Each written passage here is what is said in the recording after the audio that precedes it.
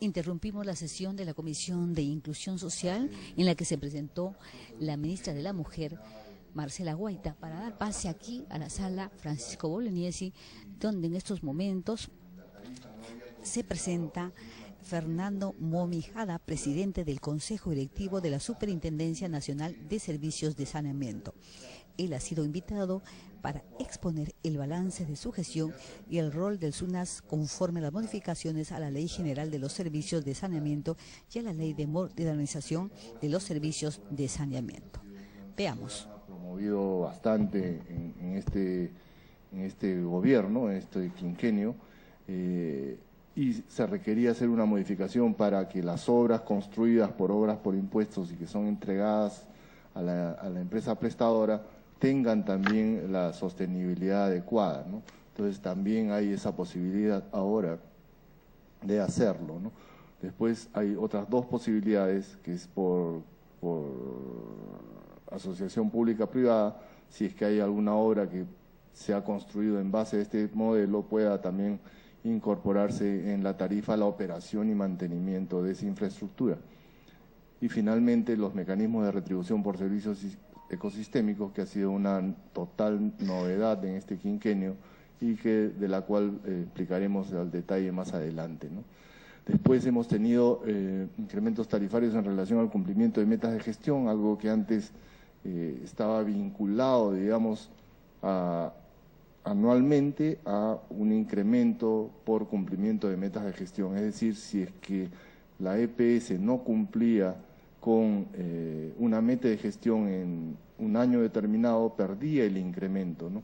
Esto era contraproducente, porque si bien era un incentivo para que las empresas realicen sus metas y cumplan sus metas, digamos, si no lo hacían en el año que estaba fijado en el estudio tarifario, perdían todo, y si cumplían pasado ese año, no tenían dinero para operar y mantener esa infraestructura, con lo cual digamos, estaba bien como incentivo para impulsar la meta, pero mal como sostenibilidad de la empresa, ¿no? Porque si la cumplían después, se quedaba sin la tarifa requerida para sostener esa inversión, ¿no? Entonces, eso también se ha corregido, ya se ha, digamos, liberado este cumplimiento de metas anualizado, ¿no? Pudiendo la empresa cumplirlo posteriormente y en ese momento tendría el porcentaje correspondiente a la meta que se alcanza en el año en que cumple efectivamente esa meta, ¿no? Y finalmente hemos hecho correcciones a la aplicación del IPM también, de los incrementos por inflación, algo que si no se aplicaba en un determinado momento, la empresa lo perdía. Esto no estaba siendo un incentivo adecuado porque los directorios o la gerencia de las empresas tendían a no aplicarlo y a perderlo, cuando en realidad la sanción debería de ser diferente a la no aplicación del incremento, ¿no? Eso también se ha corregido, ¿no? Después hemos establecido un régimen de transición entre quinquenios, es decir, cuando terminaba un plan maestro optimizado y la empresa no había presentado sus proyectos para aprobarlo en el plazo adecuado, se quedaba como en el limbo, un espacio tarifario en el cual requería que se expida una norma nuestra para ver cómo es que se regulaba en ese quinquenio. Por otro lado, generaba incentivos también inadecuados, ¿no? Porque a veces la empresa, sin tener una nueva tarifa, podía estar haciendo uso de fondos, por ejemplo, de fondo de inversión que quedaba sin regulación cumplido el quinquenio. Eso también lo hemos corregido ya. Hemos aprobado un nuevo esquema de subsidios aplicando el sistema de focalización de hogares. Si me permite, para saludar al cronista Ramón Cochihuahua, que ya se hizo presente, puede continuar. Muchas gracias. Hemos incorporado esto del CISFO en los estudios tarifarios, que es la determinación de los niveles de pobreza para focalizar el subsidio, ¿no? Esto es también una total novedad, lo vamos a aplicar en Lima a partir del 2017 y vamos a efectivamente focalizar los subsidios para que aquellos que no necesitan el subsidio ya no lo reciban, ¿no? Algo que tampoco era adecuado, ¿no? En un sistema de subsidios cruzados, hay que darle los subsidios a aquellos que en realidad lo necesitan. El SISFO, el Sistema de Focalización de Hogares, que es una encuesta, un tipo censo que lleva el MIDIS, nos va a ayudar a focalizar también ese subsidio, ¿no? La siguiente, por favor. La siguiente, gracias. Como decía, hemos incorporado los mecanismos de retribución por servicios ecosistémicos, que es básicamente la protección de las fuentes de agua de las empresas mediante una retribución a aquellos que están actuando en la cuenca para que ésta no se siga deteriorando, ¿no? En muchas ciudades del país hay amenaza respecto de las fuentes de agua y esta fuente de agua se está o perdiendo o contaminando por deforestación, por agricultura migratoria, etcétera. Entonces lo que hemos hecho es incorporar en las estructuras tarifarias y en la tarifa misma un porcentaje de la tarifa para estos mecanismos de retribución por servicios ecosistémicos, ¿no? A la fecha hay 6 empresas prestadoras de servicios de saneamiento que ya cuentan con estos mecanismos y lo estamos incorporando a medida de que estos planes maestros optimizados están siendo revisados por nosotros, ¿no? Las empresas en las cuales ya hemos aplicado mecanismos de retribución por servicios ecosistémicos son Moyobamba, Cusco, Abancay, Chachapoyas, Huancayo, Lima, y así vamos a continuar con Ayacucho y aquellas empresas donde estos mecanismos digamos, hay viabilidad para su aplicación. Estas tarifas también hemos incorporado fondos para la gestión de riesgos de desastres y la adaptación al cambio climático, ¿no? Cosa que nos ayuda también a prever acciones contra el fenómeno del Niño, por ejemplo, ¿no? Pero sí estas tarifas están siendo aprobadas en aquellos planes tarifarios que están siendo aprobados sucesivamente en la SUNAT, ¿no? Digamos, aquellos que tienen un plan tarifario, en su próxima tarifa le vamos a ir incorporando estos mecanismos, ¿no? Pues son también mecanismos nuevos que nosotros hemos incorporado a la regulación. Hemos incorporado la opinión de la SUNAT en los contratos de concesión y esto gracias a la apertura en realidad que ha tenido el Ministerio de Vivienda, Construcción y Saneamiento, que ha impulsado en base a la transparencia y al otorgamiento de esta, digamos, facultad reconocida en otros reguladores a la SUNAT, ¿no? Esto es una modificación importante que ha habido en el marco y que actualmente estamos, digamos, trabajando muy bien, ¿no? Esto nos ayuda a que toda concesión de ahora en adelante va a contar con la participación del organismo regulador, tal como se hace por ejemplo, en la infraestructura de transporte, en el caso de Ocitran, ¿no? Antes de Provisur no teníamos esa participación activa en un contrato de concesión. Esto se ha recuperado en este periodo y ahora el regulador, digamos, que está cumpliendo la función tal como le corresponde, ¿no? Hemos perfeccionado el reglamento de supervisión y fiscalización y hemos aprobado también un nuevo régimen de sancionadores y de infracciones, y también hemos incorporado en la norma el cumplimiento sobre los valores máximos admisibles, ¿no? Esto de acá también ayuda a proteger las infraestructuras de las empresas porque prohíbe en algunos casos el arrojo de carga contaminante prohibida a los alcantarillados que destruyen los alcantarillados, y en otros casos permite a las empresas un cobro de un monto adicional por esta contaminación excesiva que pueden tener algunas industrias y comercios, ¿no? Hemos fortalecido también el sistema regulatorio a través de la cooperación con el gobierno japonés para dictar cursos de especialización en tratamiento de agua potable y tratamiento de aguas residuales. Hemos visto que en muchas empresas habían carencia respecto del conocimiento para tratar el agua potable. Entonces hemos sido muy intensivos, en 3 años seguidos hemos tenido cursos de capacitación específico para operadores de plantas de tratamiento de agua potable y hemos logrado mejorar la calidad del agua que se distribuye a los usuarios de provincias, sobre todo en algunas provincias muy pequeñas, en el cual no estaba dándose el tratamiento de agua adecuado, ¿no? Hemos también formado profesionales del sector a través del curso de extensión universitaria. Todos los años la SUNAS tiene curso de extensión universitaria para egresados de los últimos años, en los 2 últimos años de las universidades, y para aquellos que todavía están estudiando para estudiar un curso de extensión y especialización en regulación y servicios de saneamiento, ¿no? Esto es muy importante para, y hemos otorgado hasta ahora 100 becas integrales a estudiantes universitarios, tanto de Lima como de provincias, incluyendo acá en Lima su estadía y transporte, ¿no? El cual son alrededor de poco más de 3 semanas en las cuales están concentrados estudiando temas relacionados a regulación y a la prestación de servicios de saneamiento, ¿no? La siguiente, por favor. En el campo de los regímenes tarifarios hemos realizado 22 audiencias públicas para aprobar estudios tarifarios que implicaron casi 3.000 reuniones con líderes de opinión y con asociaciones vecinales, autoridades locales, organizaciones de defensa de los consumidores y gremios de cada una de estas localidades donde hemos aprobado estudios tarifarios. Hemos desarrollado programas de gestores regionales también, como usted sabe, presidente, y la comisión también.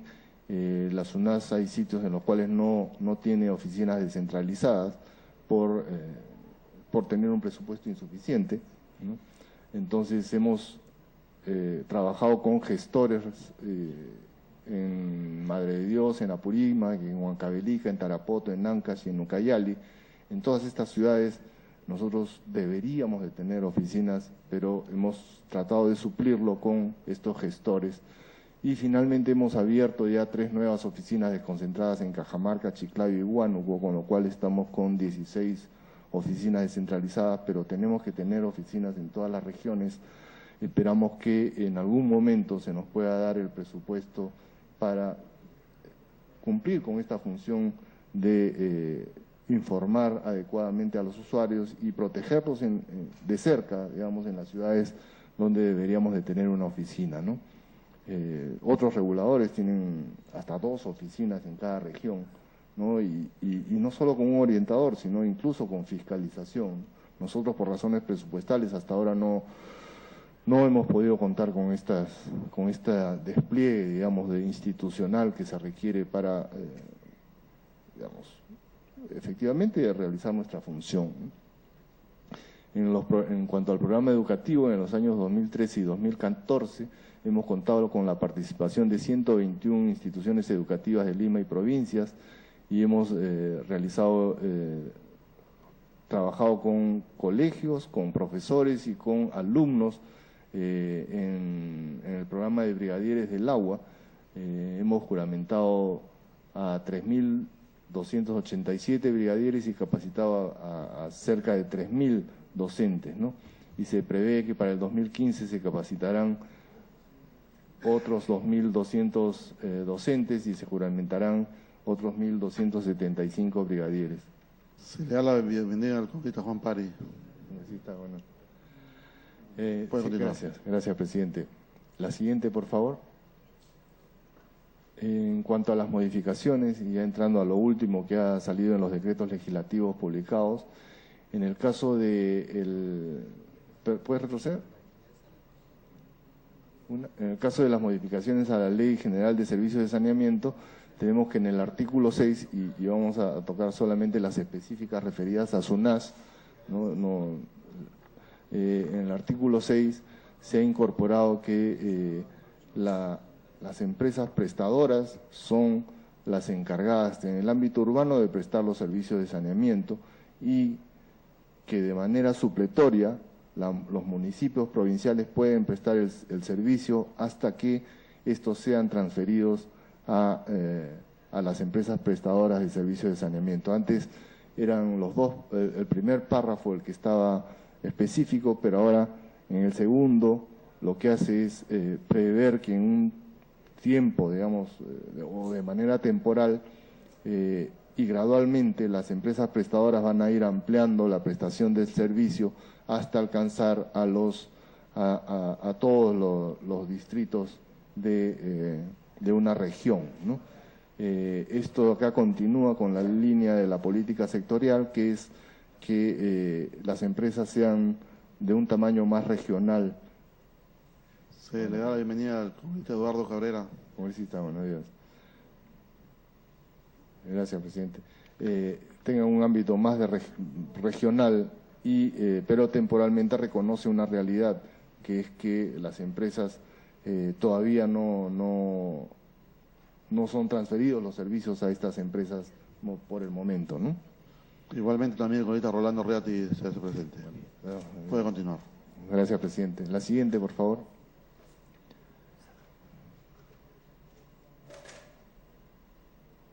En el artículo 17 se ha incorporado a nivel de ley los valores máximos admisibles, que es lo que hablábamos antes. Estos valores máximos admisibles son parámetros que establecen las cargas mínimas que pueden ser, o máximas que pueden ser arrojadas a los alcantarillados, a partir de las cuales o hay una prohibición para el arrojo de determinados elementos químicos u orgánicos, o hay un pago adicional que tienen que hacer aquellos comercios o industrias que vierten estos desagües al alcantarillado sin un tratamiento previo, ¿no? Y esto básicamente está dirigido a proteger la infraestructura de las empresas prestadoras, ¿no? Ya no tanto del alcantarillado o de las plantas de tratamiento de aguas residuales, ¿no? Y finalmente también del medio ambiente, ¿no? Porque hay elementos que no van a poder ser tratados ni en las plantas de tratamiento de aguas residuales, si son arrojados van a ir directamente con esa característica al medio ambiente, ¿no? La siguiente, por favor. En cuanto al régimen tarifario, se ha añadido a la norma que antes existía que las tarifas son de aplicación obligatoria para todos los usuarios, sin excepción alguna, y que son nulos de pleno derecho todo acuerdo, convenio, pacto o disposición que establezca tarifas distintas a las aprobadas por la SUNAS. Esto nuevamente es una reiterancia y un reconocimiento y una prohibición para algunos pactos que tenían algunas empresas, en la cual por alguna razón aplicaban tarifas diferentes a las que había aprobado la SUNAS a algunos usuarios, ¿no? Claramente. Disculpe, si me permite, darle la bienvenida a la congresista Julia Tevez.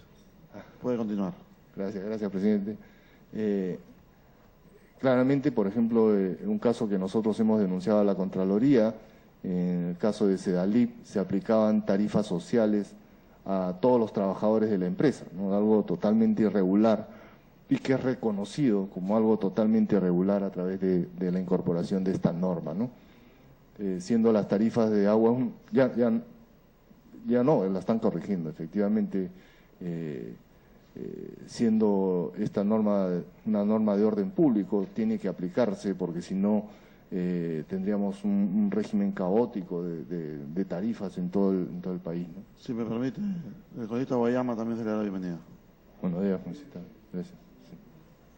Una interrupción le pide el congresista Coachihuahua. Tiene interrupción, congresista.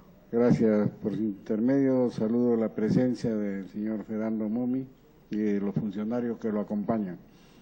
La verdad que lo felicito. Yo cuando llegué al directorio estuve trabajando siempre para que no haya esa diferencia, porque el público protestaba porque pagaban una tarifa de 6 soles y no se podía hacer nada porque era un pacto laboral que lo tenían ya de años eso, y la verdad que cómo es que han logrado que ya no tengan ese tipo de tarifa especial para los trabajadores. Puede continuar. Gracias, presidente. Sí, bueno, lo que hemos hecho es denunciarlo tanto a la Contraloría como al Ministerio Público, porque las tarifas de la SUNAT son unas tarifas, son una norma de orden público, no puede pactarse contra una norma de orden público como lo habían hecho, digamos, el sindicato. O sea, nosotros reconocemos los derechos de negociación colectiva y los pactos colectivos, pero igual los pactos no pueden ir contra el orden público. Entonces, digamos, por ahí hemos sido muy estrictos al respecto, lo hemos puesto en los estudios tarifarios y hemos considerado los ingresos como parte de y que no debería de haber ninguna discriminación tarifaria, ¿no? Ya la discriminación tarifaria la hace el organismo regulador con tarifas sociales, domésticas, residenciales, no residenciales, industriales, estatales, pero no pueden ellos hacer una diferencia con los trabajadores, ¿no? Además que incluso a los comercios de los trabajadores y de los gerentes se les daba tarifa social, ¿no? O sea, eso no puede ser, porque además, finalmente, quienes terminan pagando esas tarifas son el resto de los usuarios, ¿no? O sea, no es que la rebaja tarifaria sale de las utilidades de la empresa, no, son los propios, el resto de los usuarios los que está pagando estas tarifas para que estos obtengan de ahí un beneficio, ¿no? O sea, las negociaciones colectivas está bien, pueden ser incrementos salariales o condiciones laborales, ¿no? Pero esto no puede ser negociado como una condición laboral y ese ha sido nuestro sustento, digamos, para que esto se vaya retirando, ¿no? La siguiente, por favor.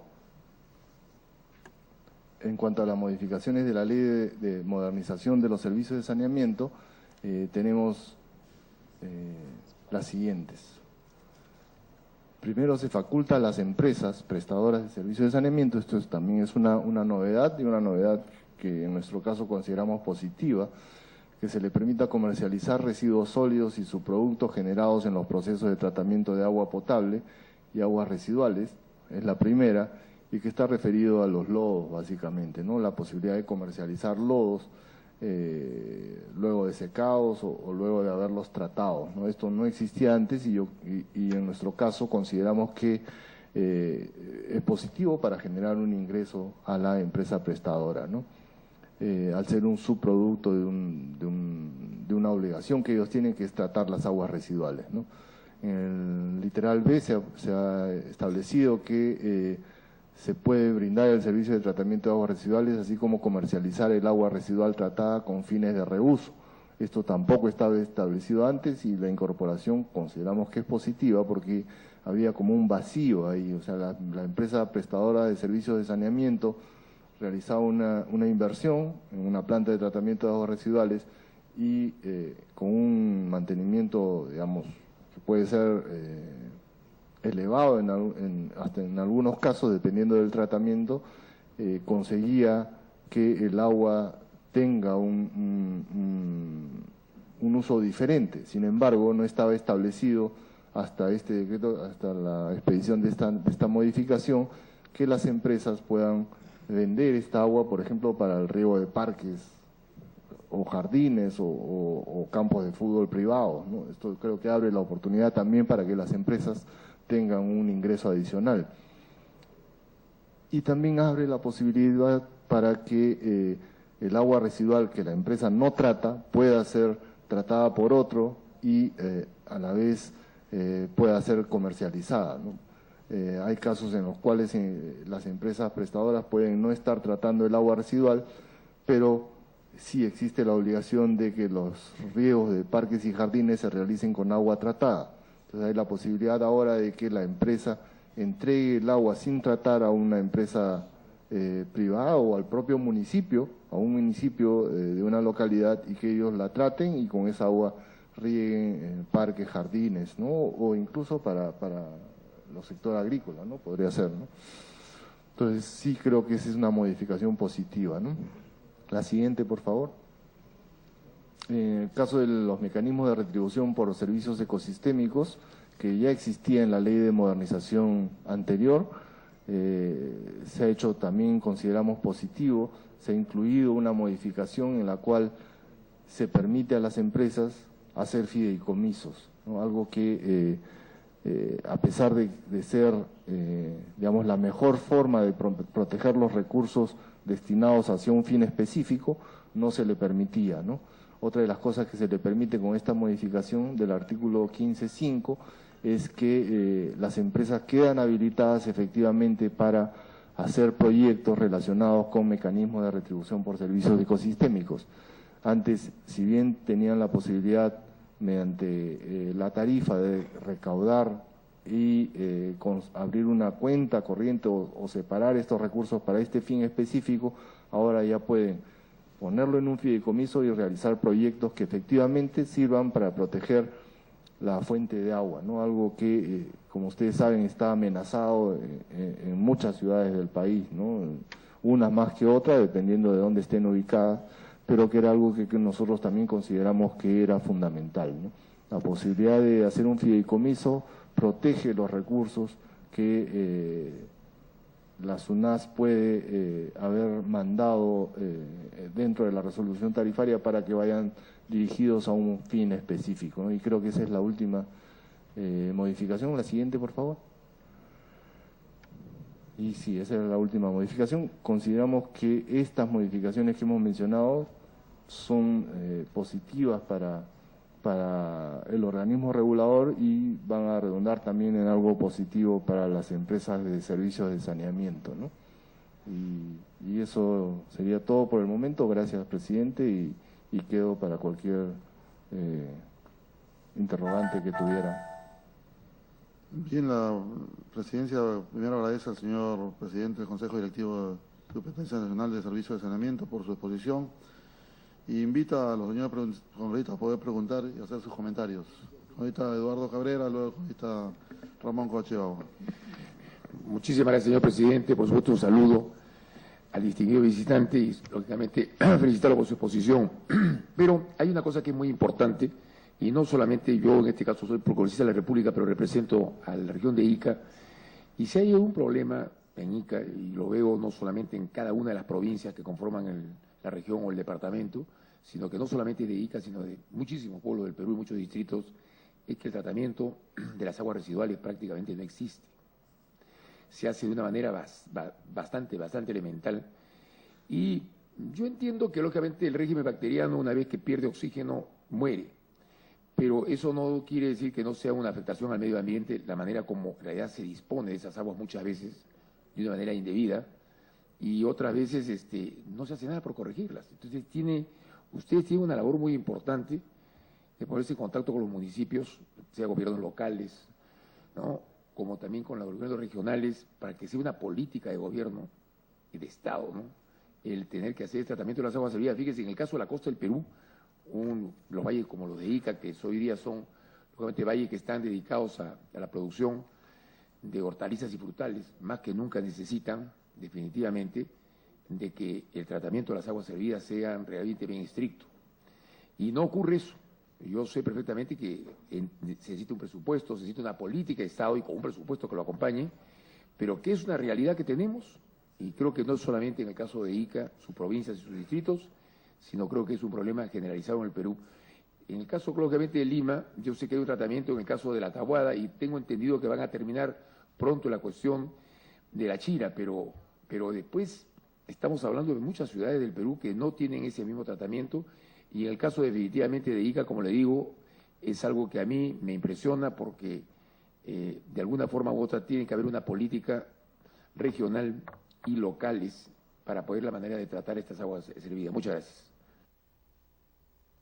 Tiene la palabra ahorita Ramón Cochebagua.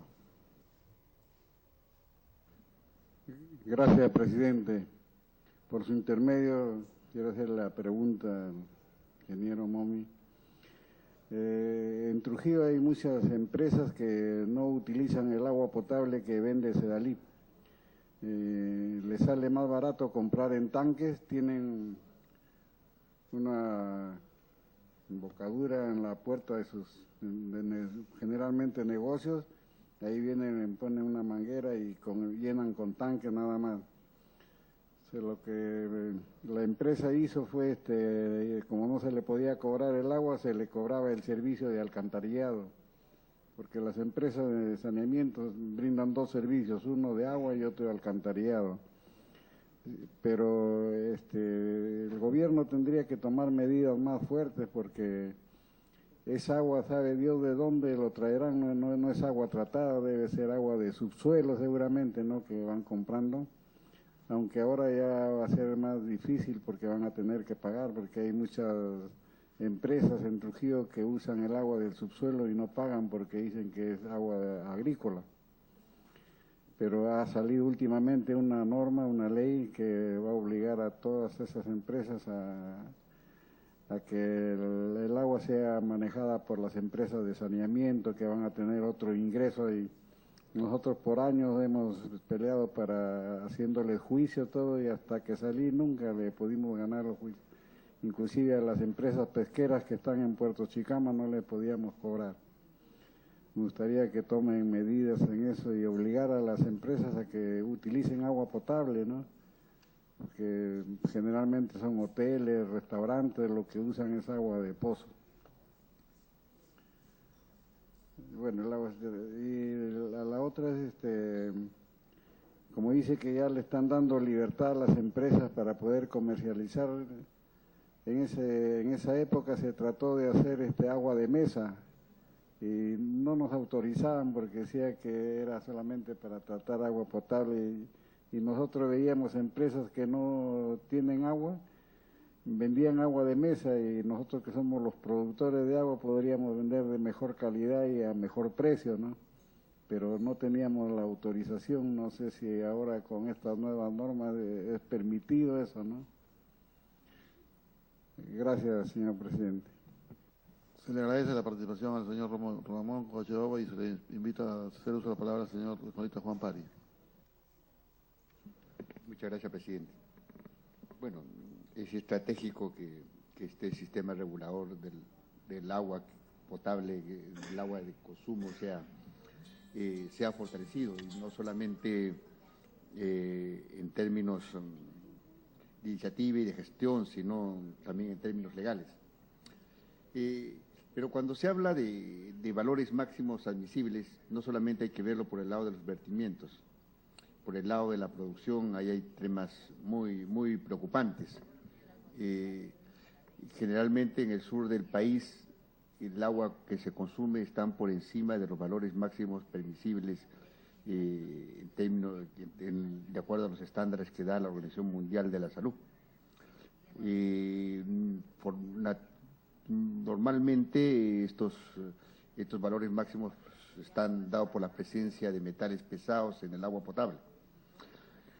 Y ahí hay un tema que se necesita fortalecer los mecanismos, porque las EPS tienen que generar, y no solamente las EPS, sino políticas de Estado que tengan que generar cambios sustantivos en los sistemas de tratamiento del agua. La gran mayoría, si hay una evaluación de las EPS, están utilizando tecnologías ya de hace más de 50 años. Tecnologías donde probablemente solucionaban temas de acceso al agua, pero no considerando la calidad del agua. Que la gente tenga su caño y salga agua, pero la calidad del agua es un tema que no se consideraba en un inicio, y ahora es cada vez más, es un tema mucho más relevante, porque la vigilancia en términos de salud humana es un asunto fundamental.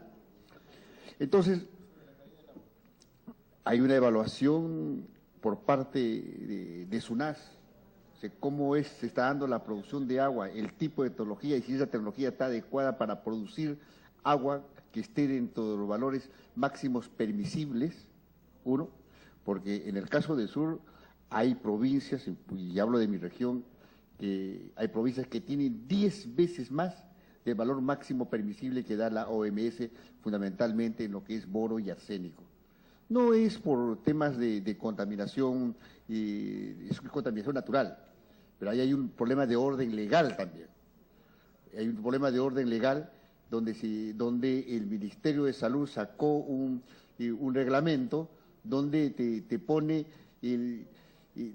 la posibilidad de tener 5 veces más del valor máximo permisible que te da la OMS. Entonces, creo que la lógica más elemental es de que la presencia de metales pesados, sea por origen natural o sea por otro tipo de origen, es un valor y es una presencia. No podemos decir que porque fue un determinado tipo de origen ya es diferente el nivel de calidad, no. Y no se puede estar diferenciando por situaciones de origen el tipo de valor.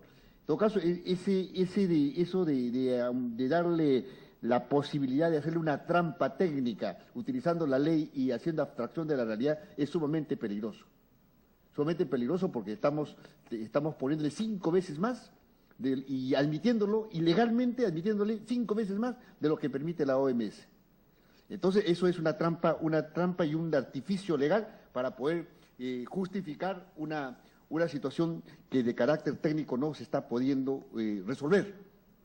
Y eso es, no sé cómo está en otras regiones, pero a nivel del sur es sumamente fuerte. Uno, por la existencia de una cadena volcánica y te permite y hace que el agua sea así, y por lo tanto implica una mayor inversión y una mejora de tecnología para tratar esos tipos de metales pesados. Ese es un tema, por ejemplo, crítico. Lo otro a la cual se refería acá mi colega, eso sobre los vertimientos y el asunto sobre las aguas residuales. Todavía las tecnologías en términos de tratamiento son casi muy elementales. La gran mayoría de países hacen pozas y simplemente se dedica a la naturaleza. Entonces, y existiendo tecnologías para poder ¿cómo se llama? Hacer procesos de recuperación y reutilización de esa agua para fines inclusive productivos. Porque si no se inserta estos tratamientos con actividades productivas y si no lo hacemos y no lo insertamos en procesos que puedan contribuir, obviamente a veces dicen, bueno, que se trate como pueda, y no es así. Entonces se necesita una mayor fuerza en relación a cómo se está haciendo estos vertimientos. En las zonas urbanas, bueno, siquiera hacen sus pequeñas plantas. En las zonas rurales el asunto es mucho más crítico. Zonas rurales aparentemente tienen su sistema de agua, desagüe y todas esas cosas, pero todo se va al río, se va a la quebrada y empiezan a contaminarse. Y cuando vemos los indicadores y decimos, no, si tiene sistema de saneamiento, si lo tiene, ya se chequen y no hay ningún problema, y en todos los informes pareciese ser que estuvieran sin ningún tipo de dificultad y sin ningún tipo de problema. Entonces, y ahí empiezan a ver las lecturas distorsionadas de la realidad. Entonces, de acuerdo a la lectura de las necesidades básicas y satisfechas, no, sí tiene agua, pero no vemos si es agua potable o no es agua potable, o si es de calidad o no es de calidad. No, sí tiene su sistema de saneamiento totalmente adecuado, pero no vemos si el agua se va al río o genera temas de contaminación. En todo caso, son elementos sumamente sensibles y cada realidad tiene su caso particular, pero me parece muy importante que se esté poniendo en la norma el tema ya de los valores máximos permisibles o admisibles, pero no es solamente hay que mirar por el lado de los vertimientos, sino por el lado del origen también, por el lado de la producción y el servicio del agua que la gente consume. Eso es fundamental, es estratégico, es elemental, porque estamos hablando del agua para la persona humana y por lo tanto debe tener la calidad adecuada y ver cómo es que se entablan las alianzas, porque no todo va a ser SUNAS. El Ministerio de Salud tiene su parte y su responsabilidad también de hacer el control indicado y el monitoreo indicado de las aguas a las cuales se vierte. En todo caso, ¿cómo está viendo esto SUNAS, ¿no? Muchas gracias, presidente. La congresista Julia Tevez tiene el uso de la palabra. Señor presidente, muchas gracias. Quiero saludarlo a don Fernando Momí en el cargo, lo conozco buen tiempo, felicitarlo por estar presente aquí en la comisión. Es importante hablar el tema del agua. Quisiera plantearle algunas preguntas. Tengo entendido que hay 50 EPEs que están reguladas. Quisiera saber cómo estarán los estudios tarifarios en la ciudad del Cusco, específicamente a la ciudad a la que represento. Tenemos en este momento subsidios de agua mediante CISFOT. ¿Cómo va el avance respecto a los subsidios en los servicios de agua potable que tenemos? el nivel de avance y también en el alcantarillado. Eso es importante para nosotros, para dar a conocer el día viernes, la Comisión de Vivienda va a estar en la ciudad del Cusco. Y sería pertinente, gracias a la presidencia del congresista Manuel Merino, sería importante estos datos, presidente, llevar a la ciudad del Cusco en su calidad de presidente y poder dar a conocer, porque aún existen incomodidades porque hubo un incremento tarifario respecto al servicio de agua, si esto es regular o irregular, de ser así para dar a conocer a la población. Y tenemos un régimen de transición entre quinquenios regulatorios. Eso también sería pertinente darnos a conocer respecto al Cusco, cómo se viene desarrollando. Muchas gracias, señor presidente. Se le agradece a la señorita Julia Tevez. Comparto la preocupación de la congresista. Yo creo que es importante saber, justamente en parte de las informaciones que había hecho el señor jefe de SUNAS, era justamente esta gestión de riesgos de desastres, que seguramente es lo que está motivando la pregunta de la congresista. Y espero sería bueno, digamos, aclarar ese monto fue socializado, a ver cómo han desarrollado ese sistema. El otro tema es en lo relacionado al nuevo esquema de subsidios del servicio de agua y alcantarillado, que ha favorecido a los usuarios del acuerdo al CIFO, más pobres a partir del año 2017. Se empezará la implementación en la ciudad de Lima. ¿Solo será para Lima o se irá descentralizando a otras zonas del país? Creo que eso sería importante. Creo que también sería importante, dentro de la exposición hecha por el señor jefe de SUNAS, lo relacionado a la incorporación de la opinión de SUNAS en los contratos de concesión con Proinversión. ¿En qué consiste esta opinión? ¿Qué tanto, digamos, es importante y qué tanto toma de la decisión final, ¿no? Y luego, en el tema del fortalecimiento del sistema regulatorio a través de cursos realizados con JICA para las operadoras de las 50 EPS, a través de cursos, digamos, de formación profesional con extensión universitaria, que ha otorgado 100 becas. Estas 100 becas para estudiantes, igual, ¿cuáles son las posibilidades de poder descentralizar? Por ejemplo, en el caso de Tumbes, que es un tema excepcional, que perfectamente SUNAS lo conoce, ¿qué posibilidad habría de llegar con este programa de becas integrales para los estudiantes universitarios? Y por último, que quizás no ha sido parte de la exposición, pero creo que sí es parte de las preocupaciones que estrictamente venimos recibiendo, es lo relacionado sobre la prestación de servicios que realiza la empresa Atusa. Se está extendiendo por diversos medios de comunicación el ejemplo, digamos, de que ellos vienen botando las aguas servidas y discurren cerca de las instituciones educativas. En ese sentido, últimamente, digamos, a través de los medios se ha difundido fuertemente cuántos procedimientos ha abierto SUNAS contra esta empresa por incumplimiento de un adecuado servicio y cuántas sanciones se han impuesto a la empresa y digamos, tangiblemente cuánto se ha cobrado, porque de repente se ponen sanciones, no se cobran, y si se han aplicado estas multas, a cuándo ascienden las multas y si realmente se han podido cobrar estas multas. Creo que eso sería importante porque eso de una u otra manera nos permite también difundir en las entrevistas que tenemos en Tumbes de cómo viene actuando SUNAS y cuáles son las situaciones en las que se encuentra estrictamente el ámbito, no solo de la aplicación de multas, sino del cobro de multas. Tiene la palabra el señor Don Diego. Muchas gracias, presidente. Muchas gracias por las consultas y las intervenciones, que siempre son muy, muy interesantes para nosotros y que aportan, digamos, a este diálogo y al conocimiento de nosotros mismos de la problemática. En el caso del congresista Cabrera, preguntaba por la planta de tratamiento de aguas residuales y si esto es una política regional, local o debería de serlo. En nuestro caso consideramos que el tratamiento de aguas residuales en realidad debe ser una política nacional, ¿no? Sin embargo, el tratamiento de aguas residuales tiene un costo. El tratamiento de agua potable que mencionaba el congresista Pari también tiene un costo. Y al ser política nacional hay que priorizar, ¿no? Qué cosa es lo que queremos invertir, porque las empresas tienen, como ustedes congresistas saben, escasos recursos, ¿no? Los recursos son escasos y cada inversión requiere efectivamente un incremento tarifario. Las empresas, digamos, se deben a los usuarios, pero también los usuarios son los que aportan para hacer las inversiones. La empresa, si bien son accionistas de las empresas los municipios no aportan capital a las empresas.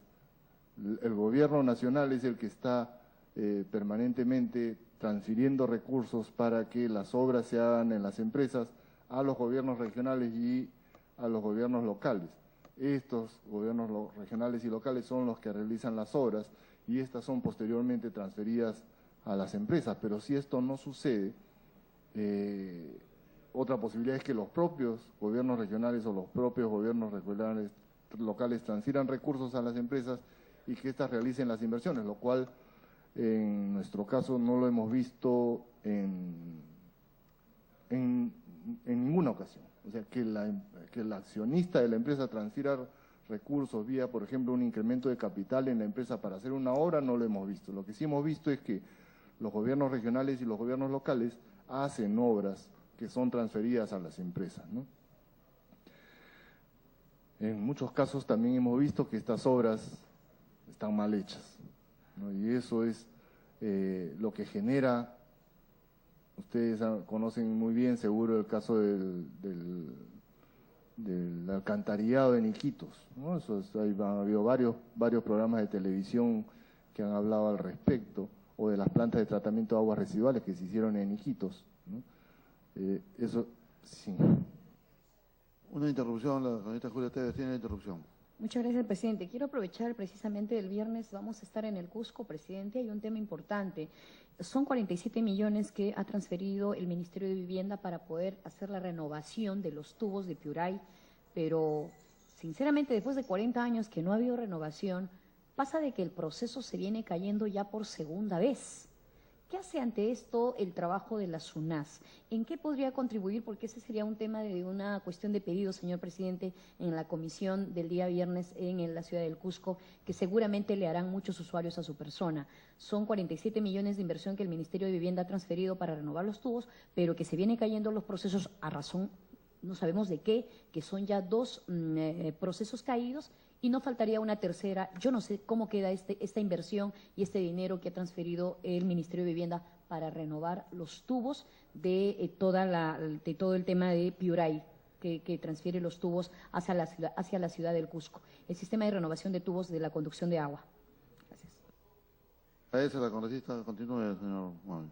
Muchas gracias, presidente. Gracias por puntualizar esa pregunta. Si me permite, más adelante puedo volver con el tema de Cusco, pero en muchos de estos casos, como también en el caso de Tumbes, en la planta de tratamiento de agua potable de Puente Franco, una inversión regional que está ahí y quedará ahí sin utilizar porque se ha diseñado y construido mal por el gobierno regional, hace 2 gobiernos regionales creo, y ha quedado ahí paralizada e inservible.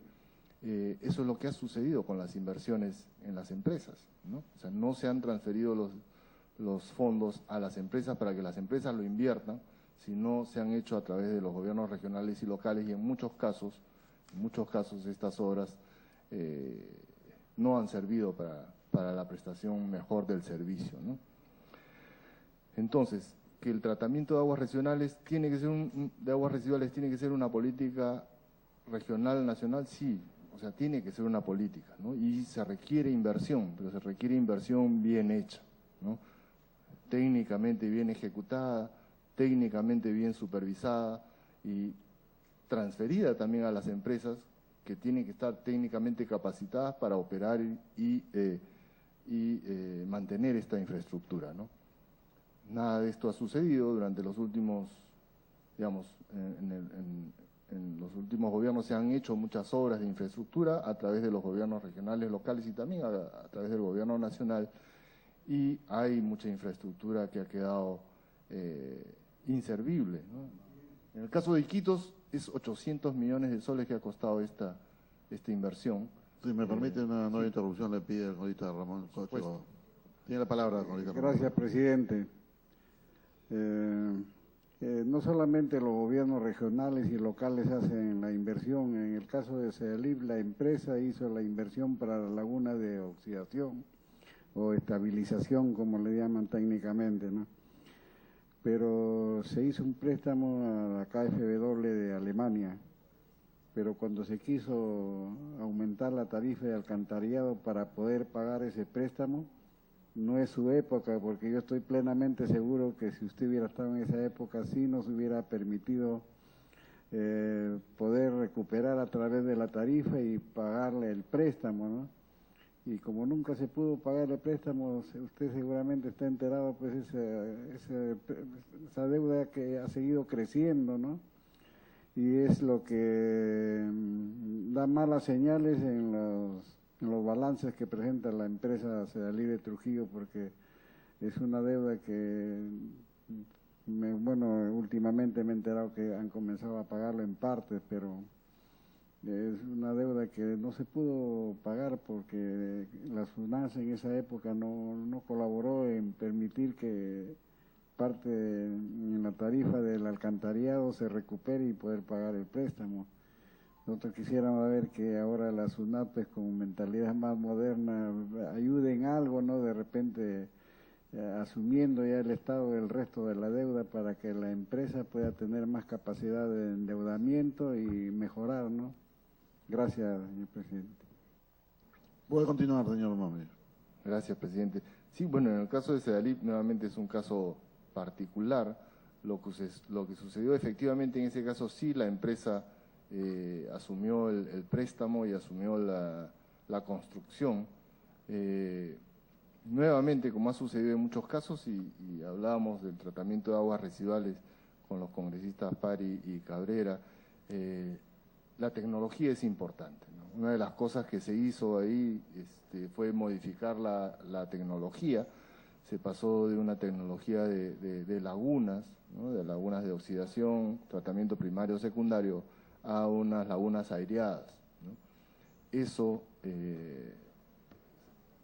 a opinión del SUNAS de esa época, como usted bien dice, era algo que no era eficiente para la empresa, ¿no? Por esa razón no se consideró en la tarifa. Y, digamos, a largo plazo, efectivamente este tratamiento de agua residual no funcionó, ¿no? No funcionó porque era un tratamiento caro y además porque la carga que llegaba a las lagunas era una carga orgánica muy, muy alta, más allá de lo calculado inicialmente, ¿no? Entonces las lagunas nunca han tenido un funcionamiento adecuado, lamentablemente, y hablamos del tratamiento de aguas residuales justamente, lamentablemente en muchas empresas hay infraestructura en la cual han invertido, como decía, el gobierno nacional, el gobierno local y en algunos pocos casos las empresas. En el caso de Cusco, la empresa ha hecho la inversión en la Plaza San Jerónimo con una transferencia del gobierno nacional. Sin embargo, no está funcionando la infraestructura y no está funcionando porque tiene muchos años sin haberse operado bien y sin haberse dado un mantenimiento adecuado. En muchos casos se ha hecho un mal diseño, se ha hecho una mala construcción y las empresas no tienen personal adecuado para operar las plantas de tratamiento de aguas residuales, porque durante muchos años también comentábamos que los sueldos de las empresas, de los trabajadores de las empresas, han estado congelados, ¿no? Desde 1998, salvo en algunos casos que han podido incrementarlo por negociación colectiva, ¿no?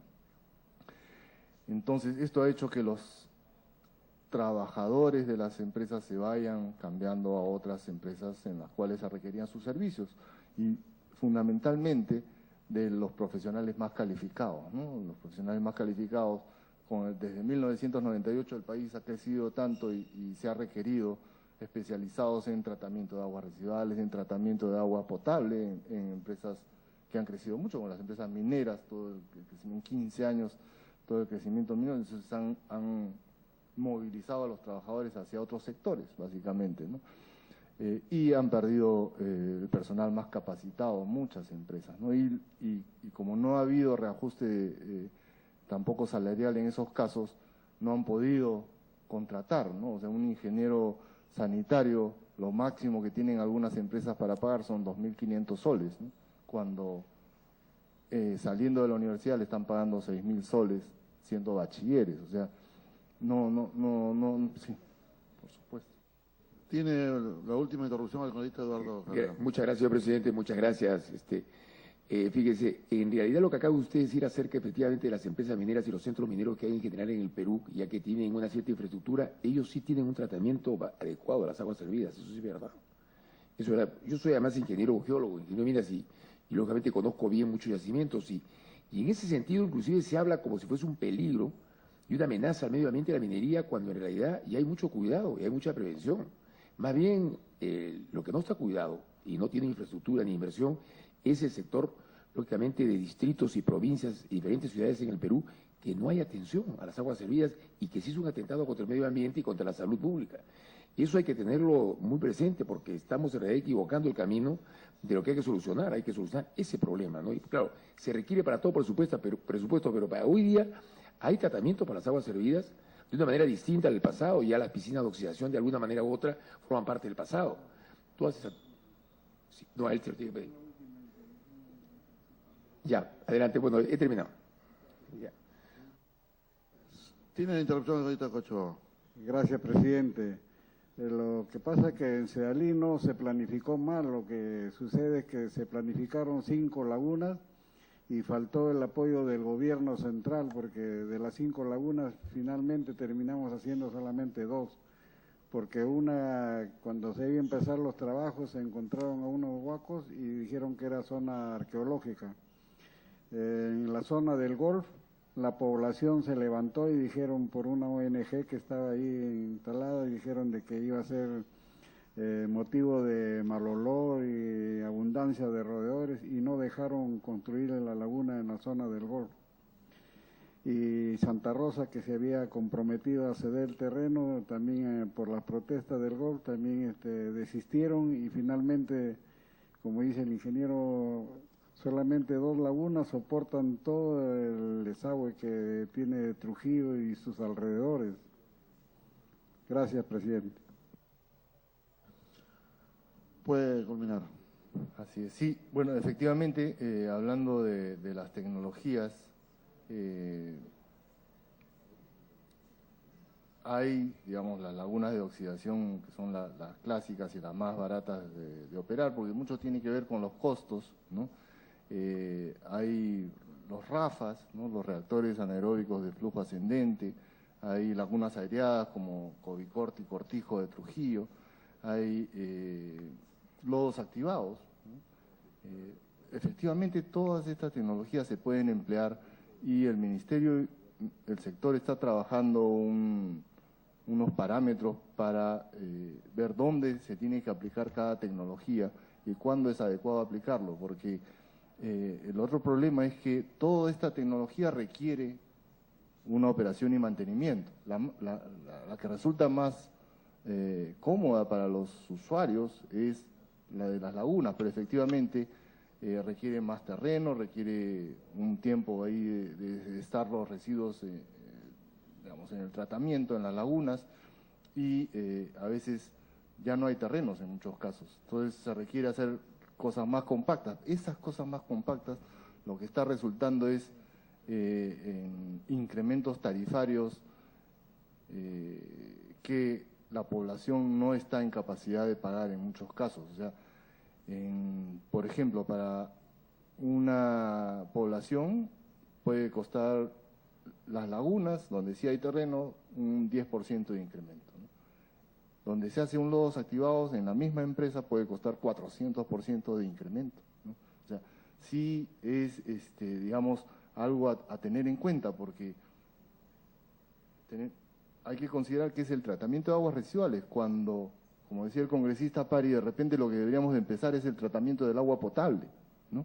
Efectivamente, en el caso del tratamiento de agua potable, lo que ha sucedido es que ha salido una norma de la Dirección General de Salud que establece y recoge unos estándares que las empresas tienen que aplicar, ¿no? Nuevamente, tenemos que hablar de costos, ¿no? Porque aplicar esos estándares implican inversiones, ¿no? Estas inversiones, ¿quién las va a hacer? Una de dos. O hacemos un una política de hacer plantas de tratamiento de agua potable para cumplir esos estándares, o hacemos incrementos tarifarios para poder hacer las inversiones. O sea, no hay, digamos, muchos sitios de donde obtener dinero suficiente para cumplir con los estándares, considerando que se tienen que cumplir, por ser una norma, ¿no? Sí. Si me permite, senador, una interrupción, el colega Juan Padre tiene la palabra. Bueno, yo creo que son dos puertas de entrada. En todo caso, aquí no vamos a resolver el tema, es un tema también de carácter técnico y también de decisión y voluntad política.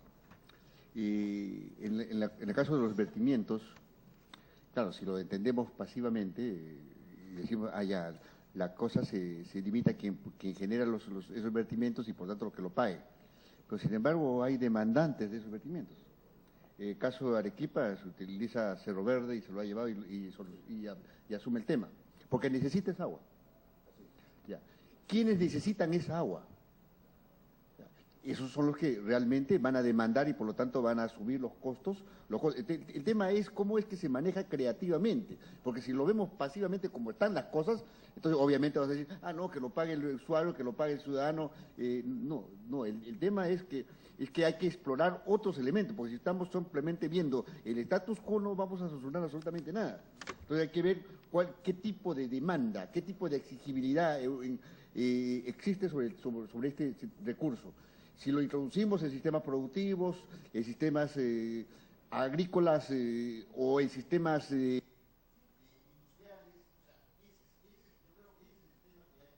hay que explorar, y se necesita una decisión política para poder entrar a esa situación. Porque si no, simplemente nos entrampamos. No hay plata y por tanto no hacemos absolutamente nada. No, entonces el asunto es voluntad y decisión política de que sí hay que incorporarlo dentro de los procesos económicos y productivos, dentro de la posibilidad inclusive de asumir, porque si introducimos el agua al subsuelo, inclusive hay un beneficio de orden ambiental. Entonces, ese beneficio de orden ambiental, obviamente, alguien se beneficia y por lo tanto tiene que pagar y asumir esos costos. En todo caso, yo creo que implica un mayor nivel de creatividad y de voluntad política y de ver cómo es que se rediseña esto, porque si no, simplemente decimos, no, es de alto costo, ya no modificamos nada, no hacemos ni un cambio sustancial, la tecnología es muy cara. Todos los países del mundo han buscado alternativas y han buscado salidas, porque el problema que tenemos ahora lo han tenido también otros países. Lamentablemente las lagunas de hostigación ahora son realmente espacios inhabitables, y donde existen realmente no se pueden ni soportar, ¿no? Entonces, en todo caso, yo creo que sí hay que expresar y hay que hacer de que esa voluntad política se aterrice. Eso por el lado de los vertimientos. Y por el lado de la producción, ahí sí yo creo que hay que verlo con claridad. La salud es parte de la competitividad de un país.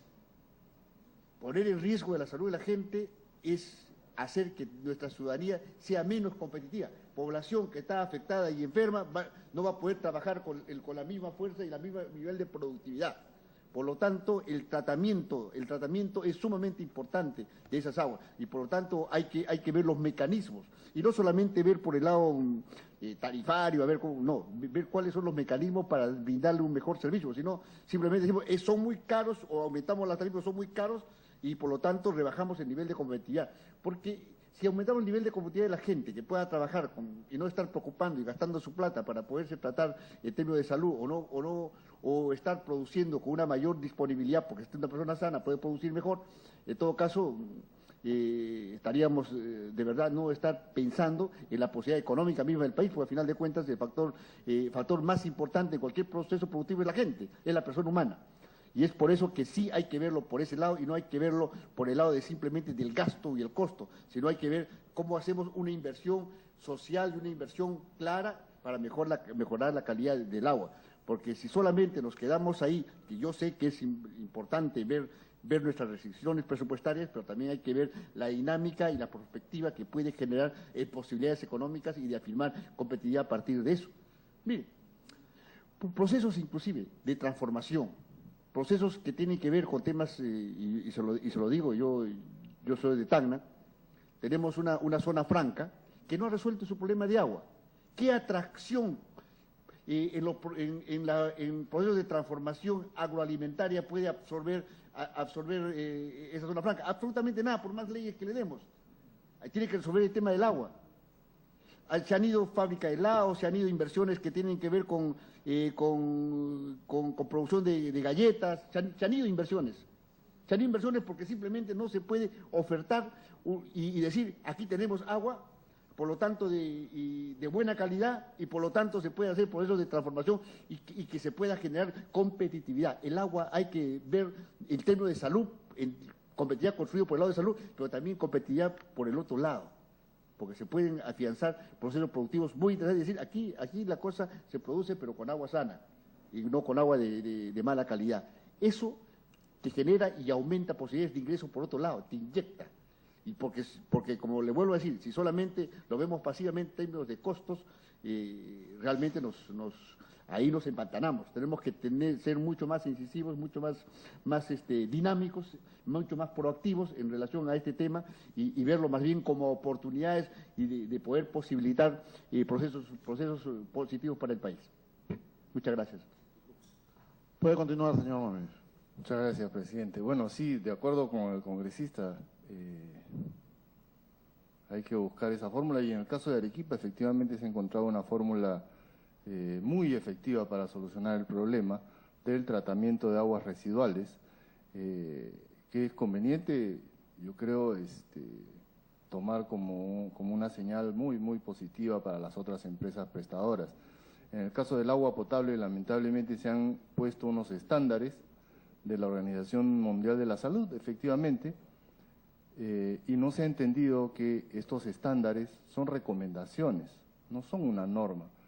Y estos estándares ni siquiera han sido adoptados por Estados Unidos, ¿no? Porque no está en capacidad de cumplirlos, ¿no? Porque efectivamente hay fuentes de agua que vienen muy cargadas de ciertos elementos.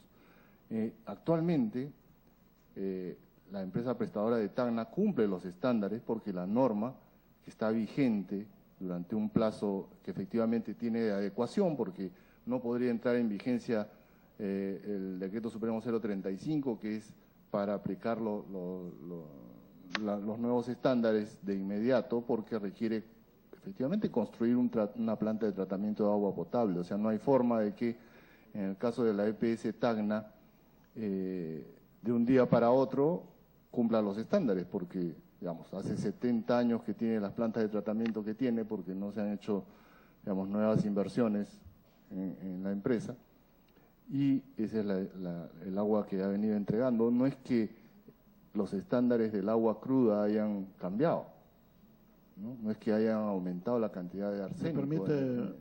Me permite una nueva interrupción, pero acaba de... la última para el congresista Juan Pari, que tratar de no hacer polémica. Sí, le agradezco. Hay que tener mucho cuidado cuando se dice sobre el tema de los estándares. Los estándares no se hacen porque se les antoja. La Organización Mundial de la Salud no lo hace porque le da la gana. Hay una evaluación y hay criterios de orden técnico por qué se determinan esos estándares. Y lo otro es de que no podemos estar justificando una pésima disposición que da el Ministerio de Salud poniendo estándares que dicen 5 veces más.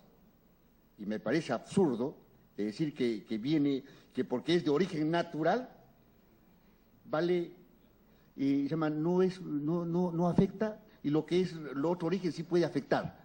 No, es un tema igual, es un valor, es un valor químico, y por lo tanto es un valor químico que sea de un origen u otro origen. Entonces, lo que sí yo creo que hay que decir con claridad, ya, yo le puedo entender de que no hay la tecnología y para poder, o no se aplica, todo eso se entiende, pero no se puede estar avalando del manejo de los subestándares y esa manipulación legal que lamentablemente se dio para poder esconder nuestro manejo de subestándar, porque ahí es una manipulación legal, es ponerle la ley sobre la realidad y tratar de ocultar una realidad. Y la realidad es que se está haciendo 5 veces más que la OMS, esa es la realidad. 5 veces más, y se está admitiendo y se está formulando una trampa legal para poder simplemente admitir un asunto que es negativo. Y esa admisión hace de que no haya inversiones, no haya cambio tecnológico. No, entonces nos quedamos con los 5 veces más socialmente admitido y políticamente admitido y legalmente admitido. Nos estamos engañando. Yo creo que ahí la cosa hay que decirla así con franqueza.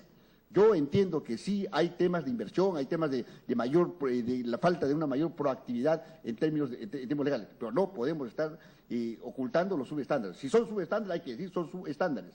Y lo que ocurre aquí son subestándares. Porque en todo caso, díganos, la OMS te plantea estándares a su antojo, no es así. Hay elementos de carácter técnico y es un organismo totalmente reconocido a nivel internacional y no podemos estar menospreciando los estándares que plantea la OMS. Muchas gracias. Antes les quiero dar la bienvenida al congresista Víctor Crisólogo. Bienvenido aquí a la comisión, congresista Crisólogo. Puede continuar, señor. Sí, bueno, tampoco decía yo que los de la OMS eran locos. Yo me imagino que ellos efectivamente hacen investigaciones de salud para establecer esos estándares, ¿no? Lo que decía más bien era que no voy a defender a la Dirección General de Salud, ellos tendrán que venir acá a explicar por qué han establecido esos estándares, esas normas, y por qué han dado los plazos que han dado para una adecuación, porque también me imagino que ellos han considerado que de un día para otro no se pueden cumplir esos estándares, y por eso han puesto un plazo de 5 años para hacer el PCC y el PAS, ¿no? Que son el plan de adecuación sanitaria, que tiene un plazo, y el plan de control de calidad, ¿no? Para nada he tratado de menospreciar a la OMS, ¿no? Por el contrario, efectivamente, lo único que decía yo es que ni siquiera Estados Unidos ha establecido esos estándares, ¿no? Con lo cual, yo lo que creo es que tampoco en Estados Unidos están locos para tomar cualquier estándar, ¿no? Respecto en el caso de SEDALI, efectivamente ha salido una norma para que, y eso sí es una norma importante dada por el Ministerio, que efectivamente permite a las empresas, dentro del ámbito de su jurisdicción, controlar la extracción del agua subterránea, ¿no?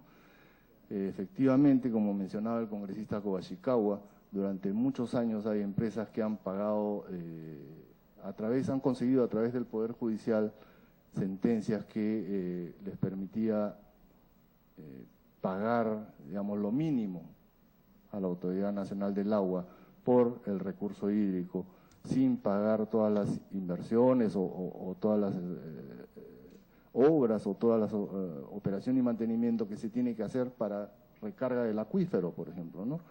Entonces, tanto en el caso de SEDALIP como en el caso de SEDAPAL se ha revertido y se ha dado una norma en la cual ahora va a ser posible, a través de una metodología, calcular una tarifa que le correspondería pagar a estos comercios e industrias que hacen extracción de agua subterránea dentro del ámbito de las empresas, ¿no? Y ahí sí tenemos nosotros un encargo que es de aprobar la metodología y posteriormente aprobar la tarifa, ¿no? Eso ha sido una modificación importante también impulsada en el Ministerio de Vivienda, Construcción y Saneamiento, que hay que reconocer, ¿no? Esto va a cortar todos estos procesos que se han venido siguiendo tanto en el Tribunal Fiscal, el Tribunal Constitucional o acciones de amparo que se han hecho para no pagar la tarifa que tenía SEDAPAL o SEDALIP en el caso de empresas industriales y comerciales con fuente de agua propia, ¿no? Yo creo que hay que también reconocer eso, ¿no? Respecto de las pesqueras estaban, digamos, algunas de ellas que tienen pozos estaban también dentro de este régimen y dentro de esta, digamos, salidas legales que habían conseguido, ¿no? Por otro lado, se mencionaba que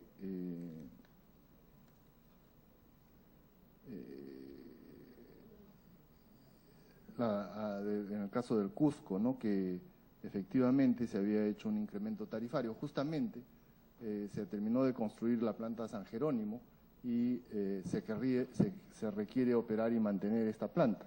Y operar y mantener una planta de tratamiento de aguas residuales, como hemos mencionado antes, tiene un costo, ¿no? Y este costo tiene que ser trasladado, porque al final se está prestando el servicio al usuario, El usuario está vertiendo su alcantarillado, y ese alcantarillado, antes de ser vertido a un río, ¿no? O una fuente de agua, un lago, tiene que pasar por un proceso de tratamiento. Ese tratamiento es para lo cual se ha construido la planta de San Jerónimo, que requiere operarse y mantenerse, y eso tiene un costo, y ese costo requiere que los usuarios contribuyan pues a este costo, ¿no? Es como producir el agua potable, así como se paga por producir el agua potable, también hay que pagar por tratar el agua residual, o sea, no es que sea gratis, ¿no? Entonces sí se requiere un incremento, y ese es el incremento que ha habido, ¿no? Después se ha hablado del sistema de focalización de hogares, cómo es que la SUNAS va a ir aplicando este sistema de focalización de subsidios. En general, la SUNAS aplica subsidios cruzados en todas las empresas prestadoras de servicios de saneamiento, y la focalización de subsidios a través del CISFO se va a aplicar el 2017 en Lima por primera vez. Esto, efectivamente, lo que quisiéramos hacer es gradualmente ir aplicándolo en las otras empresas prestadoras de servicios de saneamiento, comenzando por las más grandes, ¿no? Arequipa, Grau, Sedalip, PSEL, ¿no? El tema es que nosotros tenemos como requisito previo la aplicación del CISFO. Entonces, donde el sistema de focalización de hogares vaya identificando cuáles son los hogares pobres, nosotros vamos a poder trabajar con esa información para focalizar el subsidio. Entonces, en la medida en que se vaya avanzando con estas encuestas, este censo de hogares, vamos a poder nosotros ir avanzando con la focalización de los subsidios, ¿no? Por último, hablábamos sobre las becas y los cursos de extensión universitaria. Nosotros hacemos procesos de selección en casi en todas las ciudades del país. Yo podría estar seguro de que en Tumbes también hay un concurso para que los universitarios se puedan presentar, pero en todo caso le daré la información para ver cuándo se va a realizar el examen, cuándo, pues sí hacemos publicidad respecto de cuándo va a ser el examen, cuándo son las inscripciones. Ahora tenemos abierta la promoción de los cursos de extensión universitaria, y efectivamente si los profesionales de la ciudad logran aprobar el examen, pueden obtener la beca que ofrecemos en la SUNAS, ¿no? En el caso de Atusa, tendremos la información puntual, le alcanzaremos la información puntual sobre aguas servidas en instituciones educativas.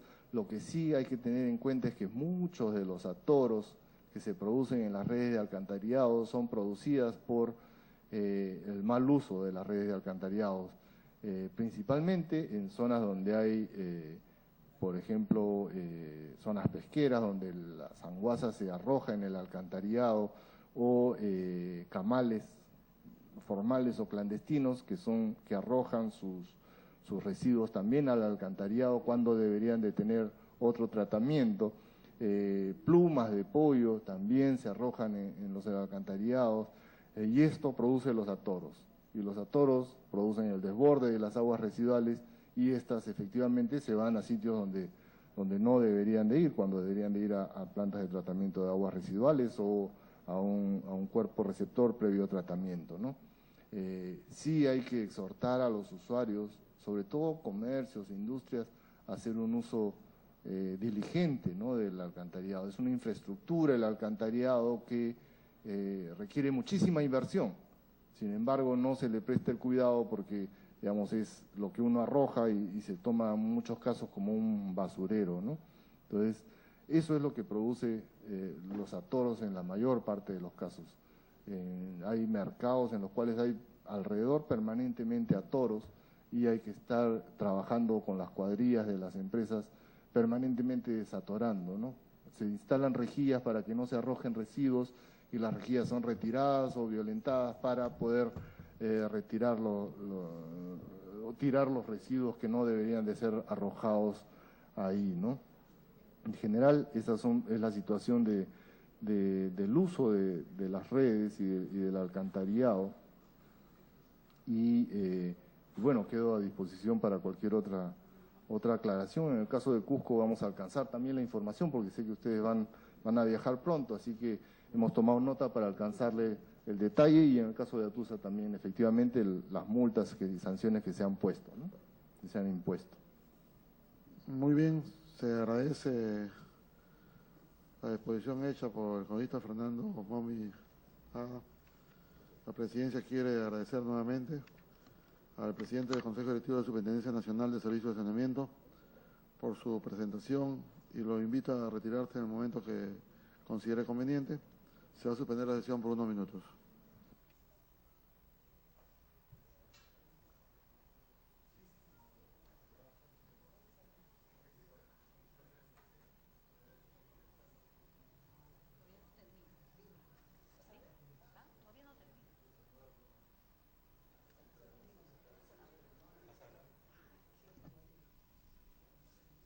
Bien, ha sido la presentación del presidente del Consejo Directivo de la SUNAT, el señor Fernando Momi Jada.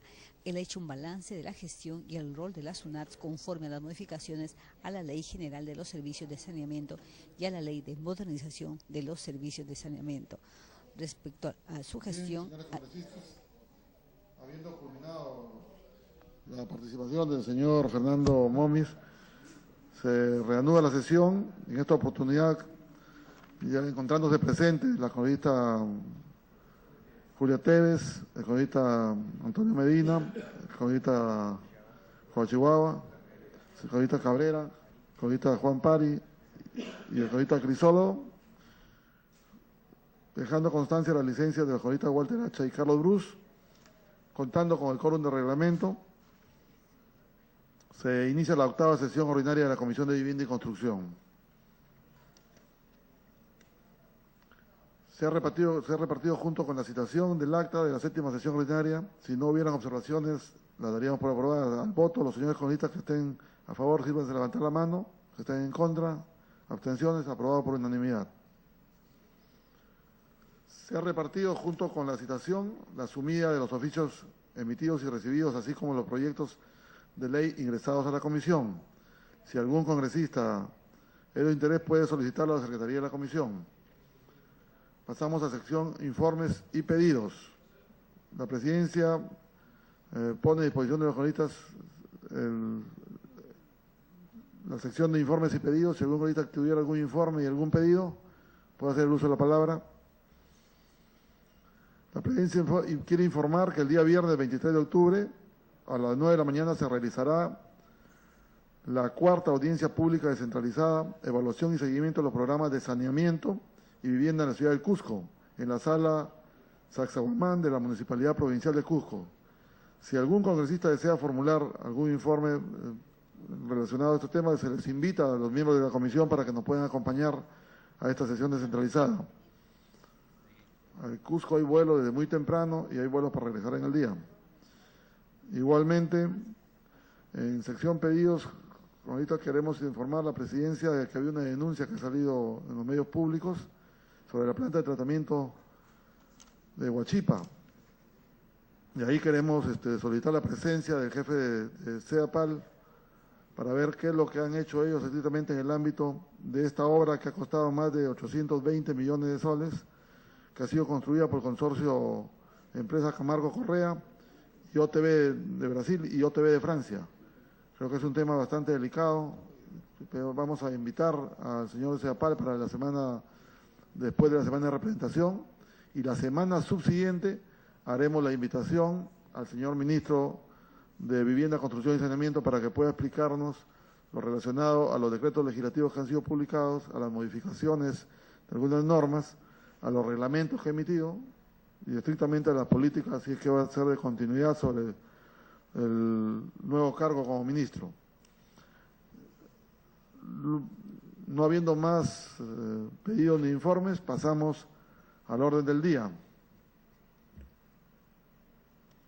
En el orden del día, señores congresistas, tenemos el proyecto de dictamen recaído en el proyecto de ley 1960, que propone una ley que declara de necesidad pública e interés nacional la construcción de un puerto en el departamento de Tumbes.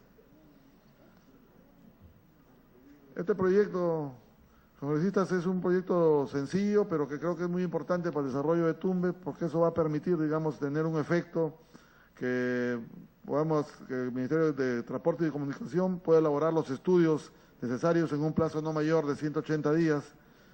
Y este proyecto en el análisis se fundamenta principalmente en la cadena de exportación, tanto actuales como potenciales, en las características que se vienen dando a nivel nacional, en la generación de divisas, y se puede inferir estrictamente en el ámbito del impacto económico que podría tener esta región Tumbes, de la cual el Parlamento aprobó un proyecto de ampliación de frontera agrícola, y creo que había que trabajar un tema paralelo. En ese sentido, se ha pronunciado a favor de la aprobación de el Ministerio de Comercio Exterior y Turismo, el Gobierno Regional de Tumbes y ADEX. La propuesta es artículo 1, objeto de la ley, declarar de necesidad pública e interés nacional la construcción de un puerto en el departamento de Tumbes, con la finalidad de poder promover el desarrollo socioeconómico y una política de fronteras vivas. En el artículo 2 son acciones de encargarle al Ministerio de Transporte y Comunicación en un plazo no mayor de 180 días calendarios contados a partir de la fecha siguiente a la vigencia de la presente ley, la elaboración de los estudios necesarios que permitan viabilizar la ejecución de la obra a que se refiere el artículo precedente. Congresistas, si algún congresista quiere hacer uso de la palabra, caso contrario pasaríamos al voto. Tiene la palabra el congresista Rolando Reategui.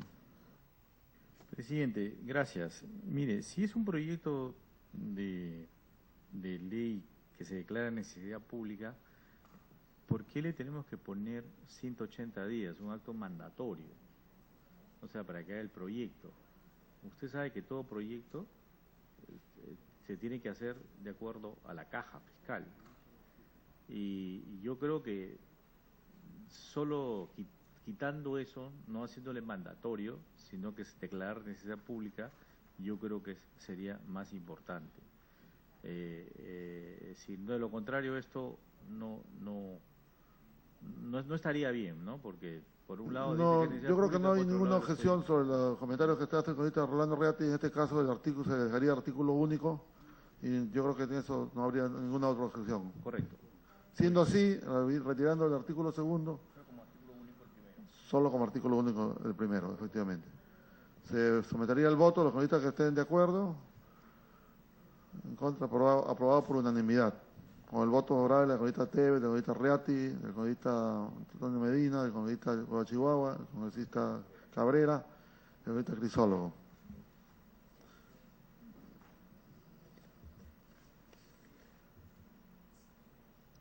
Aprobado, el dictamen ha sido aprobado por unanimidad. La presidencia solicita aprobar la dispensa de la aprobación del acta para tramitar los asuntos de materia de la presente sesión. Los que estén a favor, sírvanse a levantar la mano. En contra, abstenciones, aprobado por unanimidad. Agradeciendo a los señores congresistas por su asistencia y participación, siendo la 1:52 del día 21 Bien, de octubre. la Comisión de Vivienda y Construcción acaba de aprobar el dictamen del proyecto de ley que propone una ley que declara de necesidad pública e interés nacional la construcción de un puerto en el departamento de Tumbes con la finalidad de promover su desarrollo socioeconómico y una política de fronteras vivas. Previamente, la comisión recibió al presidente del Consejo Directivo de la Superintendencia Nacional de Servicios de Saneamiento, el señor Fernando Momi Jala. Él hizo un balance de su gestión y el rol de la SUNAT conforme a las modificaciones a la Ley General de los Servicios de Saneamiento y a la Ley de Modernización de los Servicios de Saneamiento. Él, al igual que los parlamentarios, coincidieron en que el tratamiento de aguas servidas debería ser una política de Estado. Bueno, es todo lo que tenemos que informar desde la sala Francisco Bolognesi. Los invitamos a continuar con nuestra programación.